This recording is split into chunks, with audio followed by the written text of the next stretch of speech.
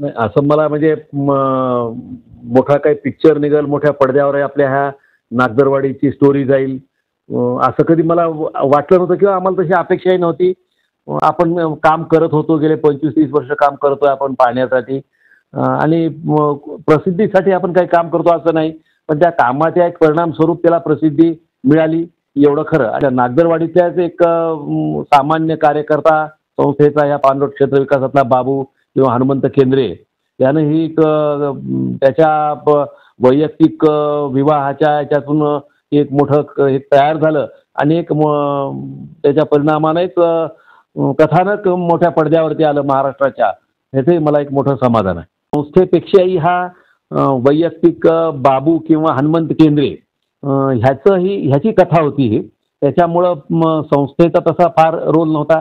पण योगायोगानं त्याच्यामध्ये संस्था संचालक म्हणून माझं नाव आलेलं आहे. प्रत्येकाच्या डोक्यावर एक रुपयाच्या बंद्या एवढं एक टक्कल पडलेला दिसेल तुम्हाला प्रत्येकाला.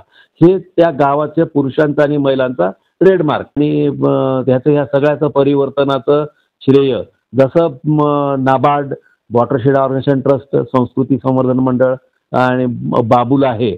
आणि त्या मी गावातल्या ग्रामस्थांनी हा सगळा विषय नीट समजून घेऊन म्हणजे एक दिलानं या सगळ्या प्रकल्पात ते लोक सहभागी झाले. त्याची त्यांनी मालकी जपली आणि आज परिणामस्वरूप त्या गावामध्ये खूप मोठा बदल घडून आलेला आहे.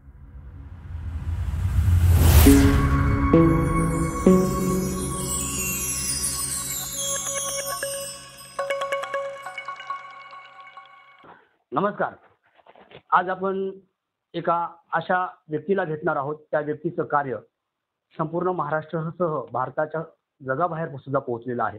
आणि या व्यक्तीच्या कार्याची दखल घेऊन सुद्धा या ठिकाणी जलनायक त्यांना पुरस्कार मिळालेला आहे. आणि त्यांच्या याच कार्यावर गेल्या 18 ऑक्टोबर रोजी पाणी हा चित्रपट प्रसारित झालेला आहे. आपण म्हणत असाल की आपण हा व्यक्ती कोण आहे, तर हे व्यक्ती आहेत सगरोळी. सगरोळी नाव सर्वांनाच परिचित आहे. येथील संस्कृती संवर्धन मंडळ संस्थेचे चेअरमन प्रमोद देशमुख.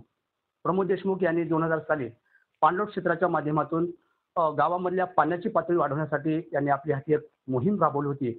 आणि कंधार, लोहा, बिलोली अशा काही तालुक्यातील गावांमध्ये पाणलोट क्षेत्राचं काम त्यांनी चालू केलं होतं, जेणेकरून त्या गावातली पाण्याची पातळी ही वर येईल आणि त्या गावातली पाण्याची समस्या ही मिटली पाहिजे. मात्र त्यांनी 2000 साली सुरू केलेल्या पाणलोट क्षेत्राच्याच कामाची चित्रपटाने त्याची दखल घेतली आणि त्यांच्याच कार्यावर नागदरवाडी, लोहा तालुक्यातील नागदरवाडी या गावामध्ये पाणी हा चित्रपट प्रसारित करण्यात आलेला आहे.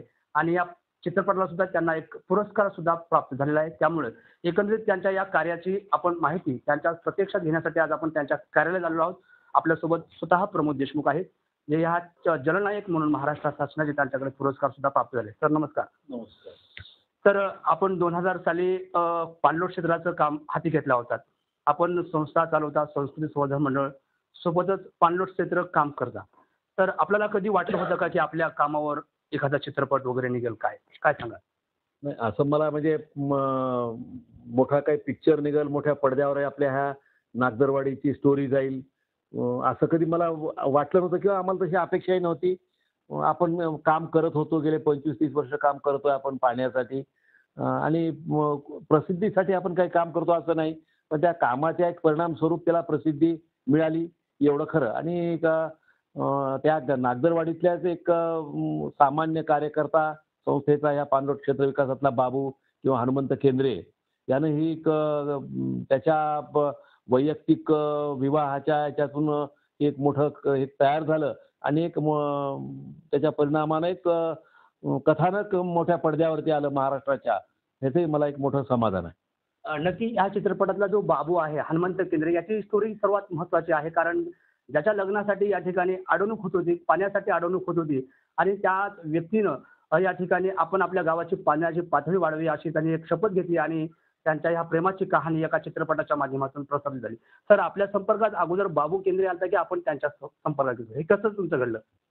तसं आपल्या संस्थेचं काम पाणलोट क्षेत्र विकासात कंधार आणि लोहा तालुक्यात चालूच होतं. इतर गावातून पाताळगंगा वगैरे ह्या गावातून चालू होतं. बाळंतवाडी अशा अनेक गावातून. तर त्या ठिकाणी आमची ह्या नागदरवाडीच्या बाबू केंद्रेची अशीच एकदा आमची भेट झाली. आणि त्या गावी आम्ही जेव्हा भेट दिली तर असं लक्षात आलं की हे गाव अतिशय दुर्गम ठिकाणी वसलेलं आहे आणि लोकांना रोज किमान म्हणजे त्याच्या शेजारी असलेल्या 2-3 किलोमीटर अंतरावर रमणेवाडी गावातून त्यांना रोज पाणी आणावं लागतं आणि ह्या गावातल्या सगळ्या पुरुष आणि महिलांची एक मोठी खूण म्हणजे प्रत्येकाच्या डोक्यावर एक रुपयाच्या बंद्या एवढा एक टक्कल पडलेला दिसेल तुम्हाला प्रत्येकाला. हे त्या गावाच्या पुरुषांचा आणि महिलांचा ट्रेडमार्क. तर हे टक्कल कशाचं म्हणजे रोज तास 2 तास पाणी वाहून आणायचं आणि ते माठ डोक्यावर कळशी डोक्यावर ठेवून घरी आणायचं. अशा 5-6 खेपा करायच्या डोक्यावर ठेवून आणि त्याच्यामुळे ह्या प्रत्येकाला ते टक्कल पडलं होतं आणि कुणीही त्या अशा या कठीण परिस्थितीमुळं त्या लोहा कंधार तालुक्यामध्ये हे गाव अत्यंत बदनाम झालेलं होतं पाण्यासाठी. कुठलाही ज्याला माहिती आहे परिस्थिती असा कुठलाही माणूस आपली मुलगी देण्यासाठी या गावामध्ये कधी तयार होत नसे. आणि योगायोगानं आम्ही तिथं पोहोचलो. बाबूची भेट झाली. बाबूचे मोठे भाऊ बालाजी केंद्रे हे अहमदनगरच्या वॉटरशेड ऑर्गनायझेशन ट्रस्टमध्ये कामाला होते आणि योगायोगानं तीच संस्था आमची एक एक आम्हाला सहाय्य करणारी संस्था होती तांत्रिक आणि आर्थिक आणि त्याच्यामुळं त्या बाबूच्या भावाने बालाजीने ते स्वतःच्याच गावात काम करायचं ठरवलं आणि ह्याचं मग ह्या सगळ्या ह्याचं लोकांचं परिवर्तनाची जी एक मोठी धुरा असते जबाबदारी ती आपोआपच मग बाबूवर पडली आणि बाबूचं पण केवळ ह्या पाण्याच्या दुर्भिक्षतेमुळं लग्न जमत नव्हतं आणि ह्या पाण्याचा मोठा प्रकल्प आला. योगायोगानं बाबूला पण एक मोठी संधी चालून आली आणि लग्नासाठी का होईना पण आज जुलै-ऑगस्टमध्ये सुद्धा ऐन पावसाळ्यामध्ये ज्या गावामध्ये पाण्याचा टँकर चालू होता, तर तिथं आज त्या गावातून लोहा कंधार तालुक्यातल्या अनेक गावाला आज पिण्याच्या पाण्याचा पुरवठा होतो. हा एक मोठा चमत्कार मानला पाहिजे आणि त्याचं ह्या सगळ्याचं परिवर्तनाचं श्रेय जसं नाबार्ड, वॉटरशेड ऑर्गनायझेशन ट्रस्ट, संस्कृती संवर्धन मंडळ आणि बाबूला आहे आणि मी गावातल्या ग्रामस्थांनी हा सगळा विषय नीट समजून घेऊन म्हणजे एक दिलानं या सगळ्या प्रकल्पात ते लोक सहभागी झाले. त्याची त्यांनी मालकी जपली आणि आज परिणामस्वरूप त्या गावामध्ये खूप मोठा बदल घडून आलेला आहे आणि बदल केवळ पिण्याच्या पाण्याच्या निमित्तानं त्या गावात पाणी आलं. पण आज त्या गावामध्ये आज शेतीमध्ये खूप मोठ्या प्रमाणावर बदल झाला. पीक पद्धतीमध्ये बदल झाला. बागायती जमिनी आल्या त्या खूप झाली तिथं. जमिनीचे भाव वाढले. लोक म्हणजे त्यांचं जे स्थलांतर व्हायचं तात्पुरतं किंवा कायमचं ते कमी झालं. विशेषतः तरुणामध्ये पुण्याला वगैरे जायची मंडळी कामाच्या शोधार्थ तर ते पण त्यांचं कमी झालं. एक सामाजिक, आर्थिक, सांस्कृतिक एक स्थैर्य त्या गावाला या प्रकल्पामुळे आलं असंही मला जाणवतं. आणि विहिरीची संख्या खूप वाढली. शासकीय योजनेचा फायदा गावातल्या अनेकांनी करून घेतला. जवाहर विहीर योजना किंवा रोजगार हमी योजनेमध्ये त्यांनी विहिरी खोदल्या. नालाच्या आज 100च्या वर विहिरी त्या गावामध्ये आहेत. की जी पूर्वी एकही नव्हती. आज ते 100च्या विहिरी वर झालेल्या विहिरी आहेत तिथं त्या गावात. नाही, आता तुम्ही सांगता त्या गावातल्या व्यक्तींच्या प्रत्येकाच्या टाळूवर जसं की आता बंजावडं जरी खून पडली होती त्यांची एक आहे असं सांगत होतात. मात्र त्या चित्रपटामध्ये आपण जरी दोघांनी जरी म्हणजे हनुमंत केंद्रे आणि प्रमोद देशमुख जरी स्वतः वैयक्तिक पात्र नसले तरी तुमचे पात्र त्या ठिकाणी कोणीतरी अभिनेत्याने व्यक्तिरेखा केलेल्या आहेत. त्या साकारलेल्या आहेत. त्यामध्ये पाहता असं लक्षात येते की साहेब गावातल्या कोणी लोकांनी विरोध केला तर तुम्ही ही योजना आमच्या गावात राबवणार नाही का असं त्या ठिकाणी हनुमंत केंद्रे देशमुख साहेबांना बोलताना त्या चित्रपटामध्ये आहे. म्हणजे त्या ठिकाणी आपण काही गावातल्या लोकांचा विरोध झाल्यामुळे काम करण्यासाठी काही अडचण आली का असं त्या ठिकाणी दिसते. हां, नाही तसं म्हणजे हा प्रकल्पाचं स्वरूपच असं आहे, की हे काम एका गावामध्ये किमान 4 ते 5 वर्ष चालते. गावाचं क्षेत्र लक्षात घेऊन आणि ह्याच्यामध्ये अनेक ॲक्टिव्हिटी असतात. गावातला प्रत्येक म्हणजे लहान शेतकरी, मोठा शेतकरी, भूमिहीन, महिला, अगदी शाळेतली मुलं, शिक्षक, गाव कामगार, परत तुमचे 12 बलुतेदार हे सगळे ह्या प्रत्येकाचा ह्या सगळ्याच्यामध्ये काही ना काही रोल आहे. पाणलोट समिती असते, ग्रामसभेचं महत्त्व असतं त्याचं आणि प्रत्येकाला जेव्हा ह्याचं एक ज्याला आपण DPR म्हणतो, ते नेट प्लॅनिंग जेव्हा करतो आपण, तर त्या प्रत्येकाने त्यांच्या सातबाराचे उतारे वगैरे आणून द्यायचे असतात आणि ह्याच्यामुळे काय झालं, काही लोकांचा संमत झाला, की हे नाबार्ड आणि संस्था हे मिळून म्हणजे आमचे सातबारे लिहून घेऊ लागलेत आणि जमिनी हडप करण्याच्या मागे आहेत असा एक त्यांचा गैरसमज पसरणं साहजिक आहे. पण आम्ही तो कालांतराने त्यांना दुसऱ्या गावामध्ये त्यांच्या सहली घडवून आणल्या. आम्ही याच्यापूर्वी जी गावं पूर्ण केली ती याच प्रकल्पातून डोणगाव खुर्द आहे किंवा अहमदनगर जिल्ह्यातली राळेगण सिद्धी, मेंढवण किंवा जालना जिल्ह्यातलं आडगाव अशा गावातून त्यांना त्यांच्या भेटी घडवून आणल्या, की ज्या याच प्रकल्पातून पूर्ण झालेल्या आहेत. त्याच्यामुळे त्यांचा तो गैरसमज दूर झाला आणि कालांतराने विरोध करणारे लोकच मग ह्याचे खंबीरपणे ह्या सगळ्याच्या प्रकल्पाच्या पाठीशी उभा राहिले. आपण एवढं मोठं काम हाती घेतलं असताना तर हे नेमकं चित्रपटापर्यंत कसं पोहोचलं? हे कोणाच्या माध्यमातून तुम्ही अगोदर हे व्यक्तिरेखा किंवा ह्या मागची जी काही पार्श्वभूमी होती, ही चित्रपटापर्यंत कशी मजल मारली? कोण याच्यामध्ये कोण होता? म्हणजे ह्याच्यात तसं म्हणजे बाबू हनुमंत केंद्रे ही जी व्यक्तिरेखा आहे, ह्याच्या प्रकल्पात तो एक सामाजिक कार्यकर्ता, ॲनिमेटर म्हणून किंवा मोटिवेटर म्हणून तो काम करायचा. आणि कालांतरानं मग त्याच्या जी लग्नाची स्टोरी होती किंवा मुलीच्या बापाने बा तुझ्या गावात पाणी नाही, मी मुलगी देणार नाही किंवा पाणी आल्याशिवाय मुलगी देणार नाही, ही एक त्याला कंडिशन घातली होती. स्वयंवरच एक पद्धतीचं.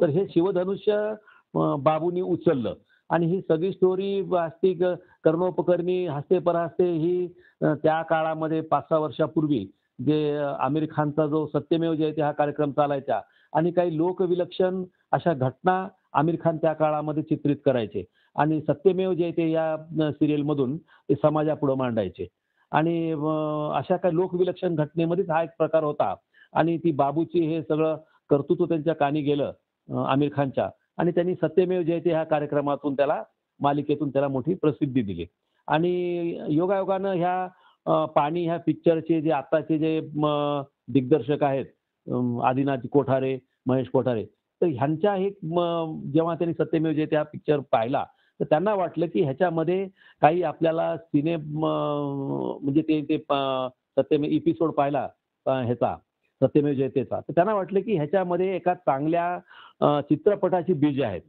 एक चांगलं कथानक ह्याच्यातून आकाराला येऊ शकेल आणि मग त्यांनी त्याला चांगल्या एका मोठ्या चित्रपटाचं स्वरूप दिलं. म्हणजे अतिशय काय सूक्ष्म याच्यातून त्या अर्थात ही त्यांची कल्पकता असते, त्याच्याबद्दल त्यांना ते हे जातं श्रेय.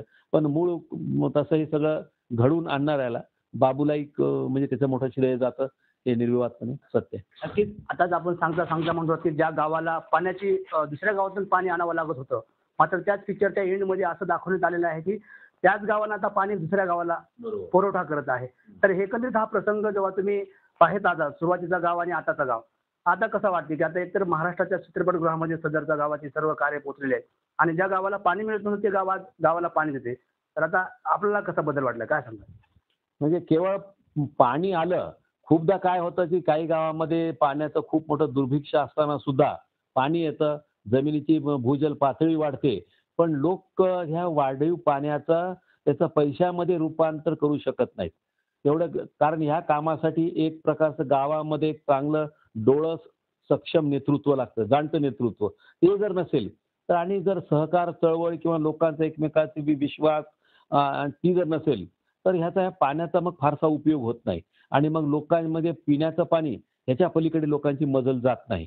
पण सुदैवाने या गावामध्ये त्यांनी शासनाच्या अनेक योजनेचा लाभ घेतला. जसं मी मगाशी म्हटलं की जवाहर रोजगार ह्याच्यामध्ये त्यांनी विहीर योजनेमध्ये गावातल्या जवळ 100 कुटुंबापर्यंत योजना पोहोचली. त्यांनी चांगल्या विहिरी पाडून घेतल्या त्यांनी आणि त्याच्यावरून त्यांनी प्रत्येकाची 1-1, 2-2 एकर जमीन भिजू लागली आणि ह्याच्याशिवाय मग काही इतर उद्योग सुरू झाले शेतीवर आधारित.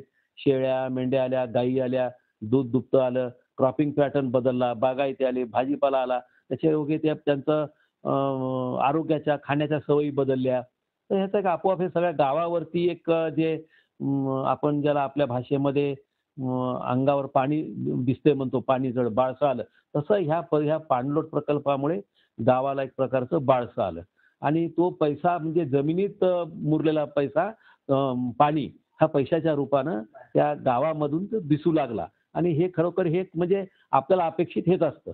केवळ पाणी वाढणं एवढं नाही, तर पाण्याचा न्यायोचित वापर करून लोकांच्या कुठेतरी ती आर्थिक संपन्नतेत भर पडली पाहिजे. लोकांना 4 पैसे वर्षाशेवटी मिळाले पाहिजेत, हाच आपला उद्देश असतो आणि तो तिथं बऱ्यापैकी सफल झालाय एवढं जाणवतं.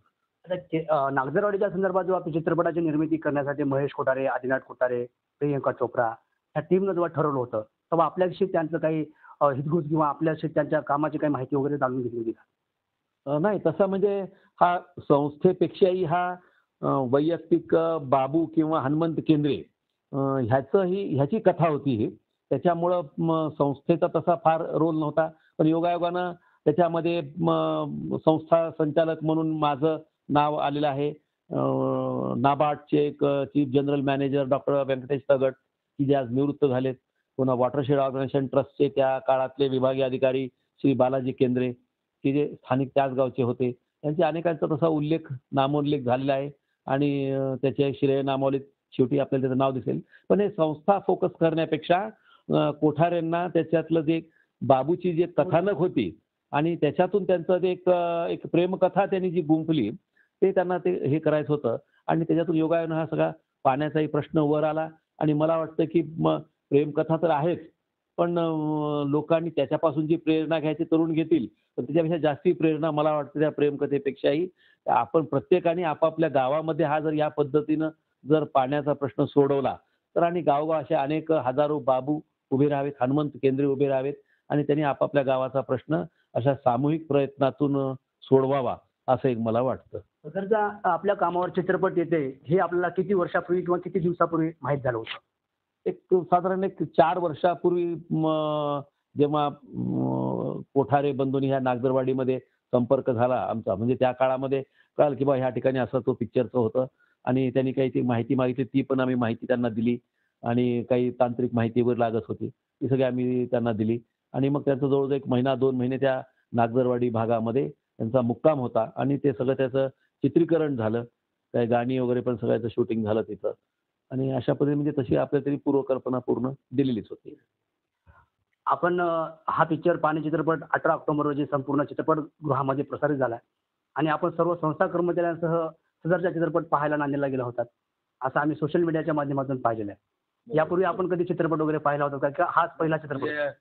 खरं तर अगदी संस्थेवर किंवा संस्थेच्या एखाद्या कामावर मोठ्या पडद्यावरती चित्रपट कथानक येणं ही संस्थेच्या गेल्या 65-68 वर्षातली पहिलीच घटना आहे. त्याच्यामुळे आम्हाला प्रत्येकाला उत्सुकता होती आणि ज्यांना आम्ही पाहिलंय, वावरताना पाहिलंय, बोलतो हे केलेलं आहे आणि जो आपण स्वतः जो प्रकल्प आपण जगलो, अनुभवलाय, तर तो मोठ्या पडद्यावर पाहणं ही खरंच मोठी अनुभूती असते. जसं आपण घरात टीव्हीची मॅच बघतो, पण मैदानावर जाऊन क्रीडांगणात जाऊन पाहण्यामध्ये एक वेगळं फील असतं.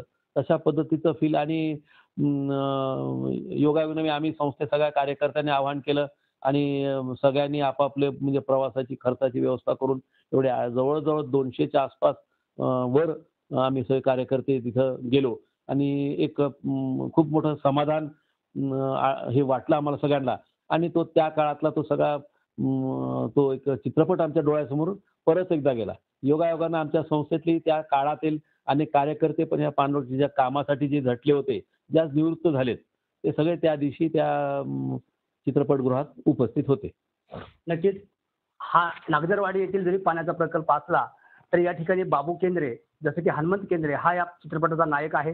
त्याची ही लव्ह स्टोरी जी लग्नासाठी ज्या मुलीच्या बापानं अट घातली होती, त्या अटीसाठी त्या व्यक्तीनं जसं काही विडा उचलतात तसं त्या गावाचा पाण्याचा प्रॉब्लेम सॉल्व्ह करण्यासाठी तो विडा उचलला आणि योगायोगानं प्रमोद देशमुख जे संस्थेचे चेअरमन आहेत त्यांची भेट झाली आणि या माध्यमातून त्या गावाचा कायापलट झाला आणि ज्या गावामध्ये पाणी मिळत नव्हतं त्या गावांना आज दुसऱ्या गावांना पाणी पुरवठा करते आणि हीच स्टोरी सगळ्या महाराष्ट्रामध्ये पाणी चित्रपटाच्या माध्यमातून महेश कोठारे, आदिनाथ कोठारे आणि प्रियंका चोप्रा यांनी ही प्रसारित केलेली आहे आणि यामध्ये प्रत्यक्षात बाबू हनुमंत केंद्रे आणि प्रमोद देशमुख जरी त्यामध्ये नसले तरी त्यांची त्या ठिकाणी भूमिका एक निर्मात्यांनी साकारलेली आहे. त्यामुळे हा चित्रपट संपूर्ण महाराष्ट्राने आणि सर्वांनी नांदेड जिल्ह्यातल्या सर्व नागरिकांनी, बिलोली तालुक्यातील नागरिकांनी आणि सगळी वासियांनी पाहावा आणि हा पाणी चित्रपटातून जो संदेश मिळतो त्या संदेशाचं अवलोकन करून सर्वांनी पाणी जपून वापरावं असा संदेश या ठिकाणी संस्थेचे चेअरमन प्रमोद देशमुख यांनी आपल्याशी बोलताना दिलेला आहे. कॅमेरामन संदीप सोबत यादव लोकडे, बिलोली, नांदेड.